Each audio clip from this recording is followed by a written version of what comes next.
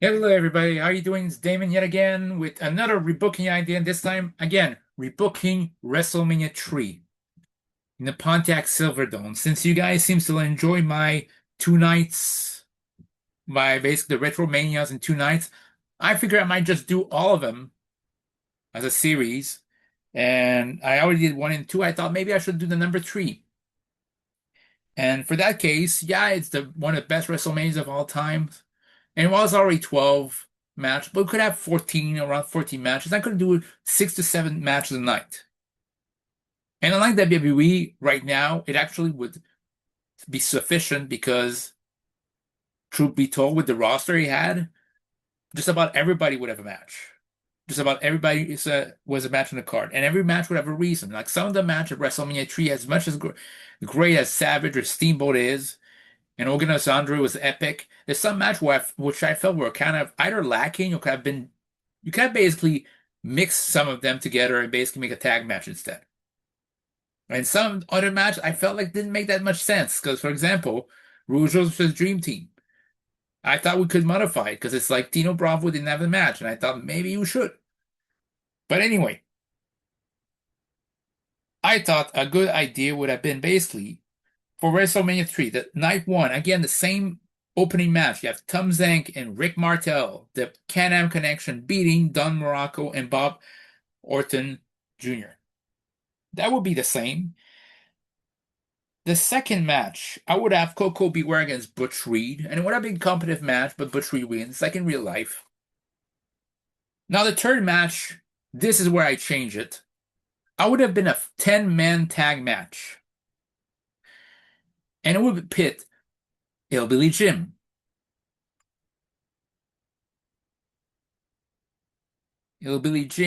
Billy Jack Haynes, the Junkyard Dog, George the Animal Steel want to wrestle in his hometown, so you can basically give them. And you have Little Beaver. They all team up against the Enon family, which was Paul Orndorff, who was kind of injured at the time, so I felt like put him in a tag match at WrestleMania would have lessened the load. King Kong Bundy, the Mighty Hercules, the King Harley Race, and Lord Littlebrook. And it would end. I would have it basically, I would still have King Kong Bundy squash Little Beaver, but could have Harley Race pin. In this case, you could have pin Billy Jack Haynes. I want the Enon family to win to basically give them some momentum, but I wanted to do this in nefarious means, which is fine. They also are eels anyway. Now, we would have the World Tag Team title matches between the British Bulldog and Art Foundation there, then and there. And this is where the British Bulldog will lose the tag titles. Now, I know in real life they might have done a six-man tag match because Dynamite was kind of limited, but we could have done it here and be basically to show them to be more dastardly eels as possible. And Tito Santana on the same night would face off against Dangerous Dane Davis, and Tito Santana will be screwed out of the victory. Basically, it's basically a one-sided squash with Tito just ending, basically kicking Danny Davis' ass the whole time.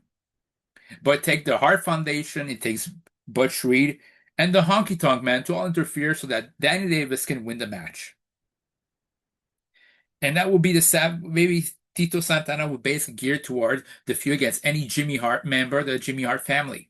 So that will be this. Now, if you noticed, apart from the opening match, it's mostly a heel win night, which is why I think it's very important. The main event of WrestleMania 3, night one, will be the Intercontinental title match between Macho Man Randy Savage, Ricky Steamboat, and this doesn't change. The same thing. Ricky Steamboat's win. He wins the IC title. And in my night, it basically, in my way I booked it, it went from basically opening two WrestleManias, night twos, winning a both match, and this time he wins the main event of WrestleMania 3, night one.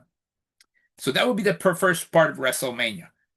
That's basically similar to the real life. Second one, we start off with a tag match. Demolition. Demolition was not paired off in on WrestleMania 3, and they already started. So I felt, why not? You don't have to put him in World Tag Title division right now, but I felt you could have got him into a match, and I would have get them to beat the Killer Bees to establish them already there as main event caliber tag team. Afterwards, You would have, checking this. Oh, I would have Lanny Poffo and a partner get defeated by the Islanders somewhere in the card. So yeah, but it's important where the placement I put in the card. I said that Rougeau's or Dream Team didn't apply because I didn't know what Dino Bravo was doing, and Brutus Beefcake was about to be turning face because he already had disagreement with Adrian Adonis. I would have this played up into the match, and I thought in real life it didn't make sense that Brutus Beefcake and Dream Team won without any really consequences and afterwards Brutus turned face anyway. No, no, no, no, no.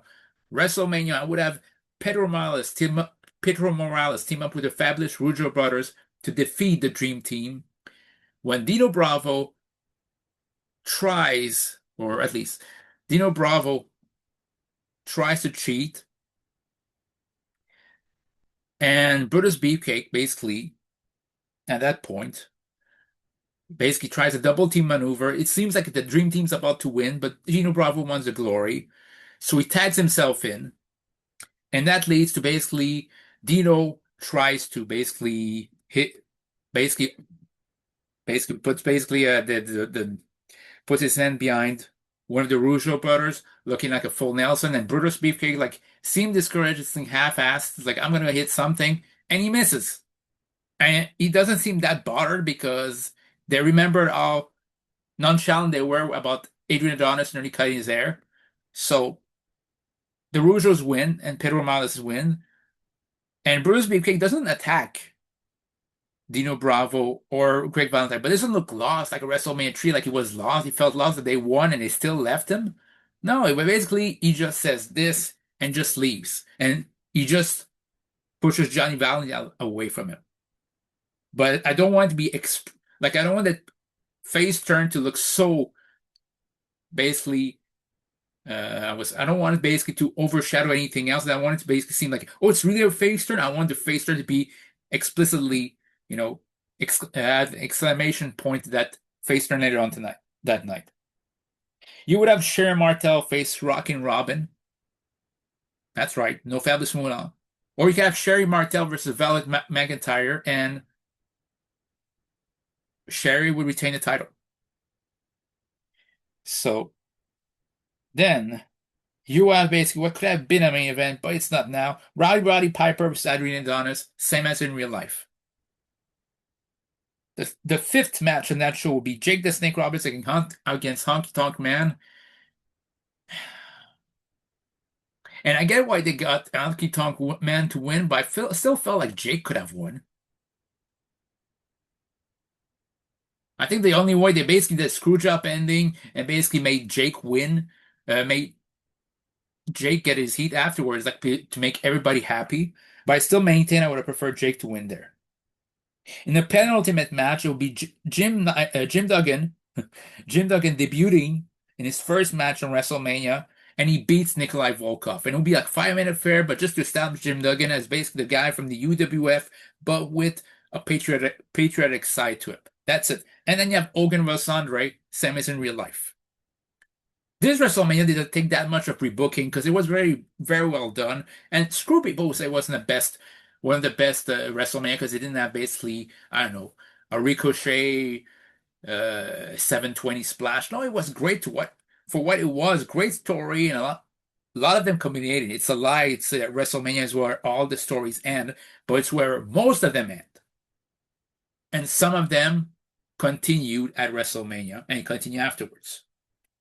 But yeah, it's supposed to be basically the end of a chapter, but it's start of a new, but doesn't mean the end of everything. But that's WWE's fault. So those are my how I rebook WrestleMania 3 in 2 nights. Let me know what you think down comments down below. See you guys later. And please subscribe.